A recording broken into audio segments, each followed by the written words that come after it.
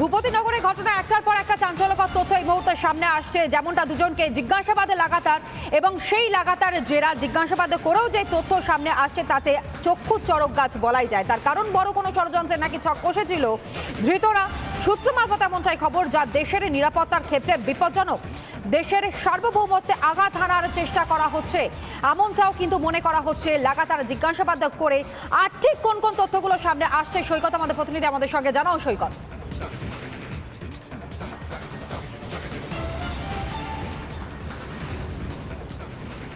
একদমই দেখো, এই ঘটনায় অর্থাৎ ভূপতিনগর বিস্ফোরণের ঘটনায় ইতিমধ্যেই দুজনকে গ্রেপ্তার করেছে। সেই দুজনকে জিজ্ঞাসাবাদ চলছে, যদিও গতকালকে এই দুজনের সঙ্গে যুক্ত আরও তিনজনকে তলব করা হয়েছিল, কিন্তু সেই তিনজন আসেনি। সেই তৃতীয়বারের নোটিশ তারা স্কিপ করে গেছে। কিন্তু আদালতে এই যে দুজনকে গ্রেপ্তার করেছে এনআইএ, আদালতে তাদের পরিপ্রেক্ষিতে বা তাদের জেরায় যে বিষয়টা উঠে এসেছে, আদালতে যে নথি জমা দিয়েছে এনআইএ, চাঞ্চল্যকর তথ্য শুধু বলা যায় না, বলা ভালো চোখ কপালে উঠে যাওয়ার মতো। ভূপতিনগরে বসেই দেশের সার্বভৌমত্ব, দেশের নিরাপত্তার পক্ষে অত্যন্ত বিপজ্জনক বৃহত্তর ষড়যন্ত্র করছিল এই অভিযুক্তরা। টার্গেট কিলিং ইনোসেন্ট সিভিলিয়ান, অর্থাৎ যারা অস্ত্রবিহীন আনআর্ম সিভিলিয়ান, তাদেরকে মারার পরিকল্পনা করছিল এই ভূপতিনগরের অভিযুক্তরা। টার্গেট কিলিং সাধারণত যে কোনো দেশের আভ্যন্তরীণ নিরাপত্তার পক্ষে অত্যন্ত বিপজ্জনক। কোনো এক্সট্রিমিস্ট গ্রুপ, কোনো জঙ্গি গোষ্ঠী এই ধরনের টার্গেট কিলিংয়ের পরিকল্পনা করে। কিন্তু রাজ্যে ভূপতিনগরে বসে, পূর্ব মেদিনীপুরে ভূপতিনগরে বসে এই বিস্ফোরণের অভিযুক্তরা সেই টার্গেট কিলিংয়ের পরিকল্পনা করেছিল, যেটাকে এনআইএ আধিকারিকরা, তদন্তকারী আধিকারিকরা বৃহত্তর ষড়যন্ত্র বলছেন। এবং শুধু তাই নয়, দেশের সার্বভৌমত্ব, দেশের নিরাপত্তার পক্ষে অত্যন্ত বিপজ্জনক তাদের এই প্ল্যান। সেই প্ল্যান আর কি ছিল, আর কারা কারা এর সঙ্গে জড়িত, এরা একটা গ্রুপ বানিয়েছিল। সেই গ্রুপের সদস্য কারা কারা ছিল, গোটা বিষয়টা তদন্ত করে দেখতে চাইছে এনআইএ।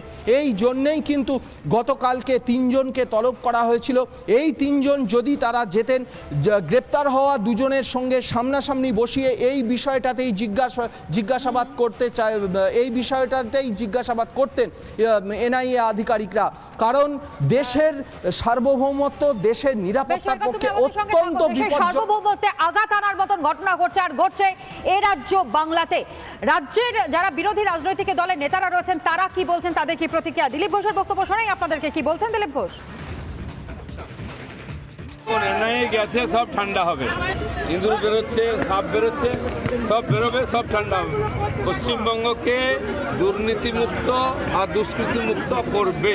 কিন্তু ষড়যন্ত্র আছে বলে এনআইএ এসছে, আর এটা কোনো ছোটোখাটো নয়, আন্তর্জাতিক ষড়যন্ত্র। সন্দেশখালীতেও তাই, ভূপতিনগরে তাই, এরকম জায়গায় জায়গায় পশ্চিমবাংলার ঘা হয়ে গেছে, সেগুলো রিপেয়ারিং চলছে। এনআইএ সব বার করছে, আর অনেক তথ্য আসবে, বলার কিছু নাই, সব পরিষ্কার হবে। দুর্নীতিমুক্ত এবং দুষ্কৃতিমুক্ত বাংলা হবে, আর তা হবে বিজেপির হাত ধরেই, এমনটা দাবি করছেন বিজেপি প্রার্থী, বিজেপি নেতা দিলীপ ঘোষ। অন্যদিকে তাপস রায়ের বক্তব্য আপনাদের সামনে তুলে ধরে। কি বলছেন তিনি? অত উচ্চ ক্ষমতা সম্পন্ন বোমা এবং সংখ্যায় অত বোমা যদি বাঁধা না হতো তাহলে বিস্ফোরণে তো 3টে প্রাণ যেত না। পাশে অন্যান্য রাষ্ট্র থাকার জন্য অবাধ যাতায়াতের জায়গা হয়ে গেছে দুষ্কৃতীদের, এবং যারা ভারত জুড়ে এবং ভারতের বাইরে থেকেও যারা অপারেট করে তারাও আসা যাওয়া করছে। সুতরাং সেইটাকে দেখার জন্যই তো এনআইএ, সুপ্রিম কোর্ট, হাইকোর্ট নির্দেশে সিবিআই তদন্ত হোক, ইডি তদন্ত হোক বা এনআইএ হোক, তো সেগুলোকে তদন্ত করতে গেলেই আসল সত্য উদ্ঘাটিত হয়ে যাবে, আনার্থ হয়ে যাবে। তার জন্য তারা মারধর করছে, আক্রমণ করছে। টার্গেট কিলিং এর মতন বিস্ফোরক তথ্য উঠে আসছে জেরা করে, জিজ্ঞাসাবাদ করে ধৃতদের। আর এই প্রেক্ষিতে রাজনৈতিক মহলের বক্তব্য আপনাদেরকে আমরা শোনাচ্ছি। আর এই মুহূর্তে শুনুন না, মূলত বামেদের পক্ষ থেকে কি বলা হচ্ছে, অর্থাৎ সিপিআইএম এর কেন্দ্রীয় কমিটির সদস্য এবং একই সঙ্গে দমদম ক্ষেত্রের বাম প্রার্থী সুজন চক্রবর্তীর বক্তব্য। পশ্চিমবাংলায় বোমা, গুলি, বন্দুক, বারুদের স্তূপ হয়ে আছে এবং এটা কয়েক বছর ধরে স্পষ্ট টের পাওয়া যাচ্ছে। এবং প্রত্যেকটি ক্ষেত্রে শাসক দল, তার মাথা যারা, তারা এর সঙ্গে যুক্ত।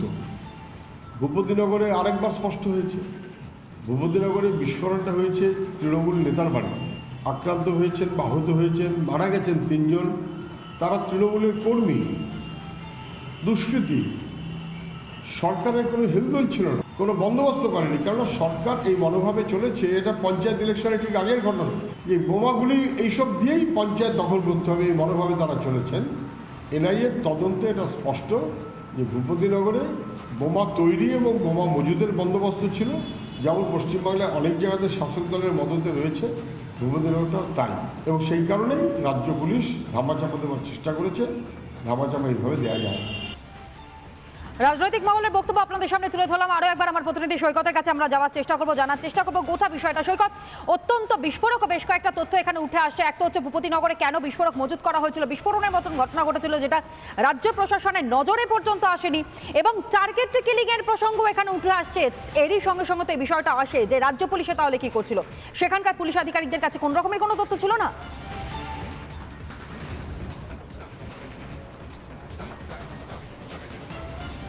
এই বিষয়টাই কিন্তু, এই প্রশ্নটাই কিন্তু উঠে আসছে। কারণ যে পরিমাণে বিস্ফোরণ হয়েছে, যে বিস্ফোরণটা হয়েছে, সেই বিস্ফোরণের যে অভিঘাত, সেই অভিঘাত দেখেই কিন্তু যে কোনো তদন্তকারী এজেন্সি একটা অনুমান করতে পারে যে বিপুল পরিমাণে এই বিস্ফোরক মজুত করা হয়েছিল। এবং এনআইএ তার নথিতে কিন্তু এটা তুমি আমাদের সঙ্গে থাকো। অন্যদিকে আরো একটা ব্রেকিং খবর এই মুহূর্তে আপনাদের সামনে দিয়ে রাখি। ভূপতিনগরে ঘটনা নেই, অর্থাৎ ভূপতিনগরে এনআইএর বিরুদ্ধে মামলা। আরো একবার জানাই, ভূপতিনগরে এনআইএর বিরুদ্ধে মামলা।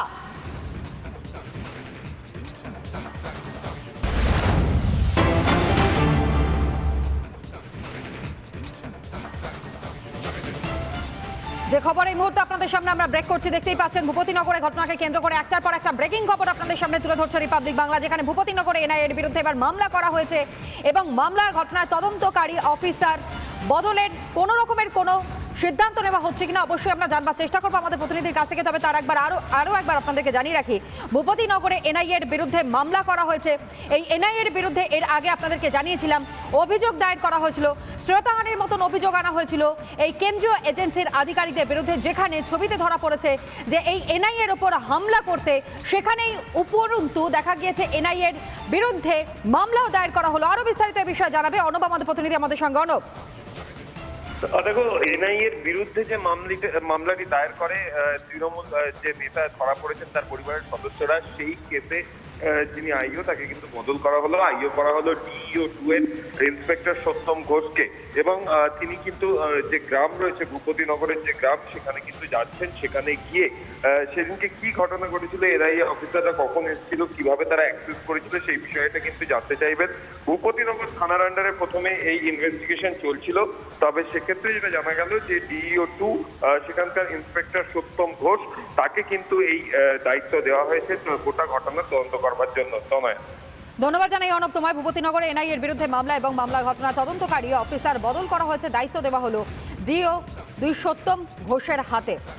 আরও একবার জানাই, ভূপতিনগরে এনআইএর বিরুদ্ধে মামলা এবং মামলা ঘটনা তদন্তকারী অফিসার বদল করা হয়েছে।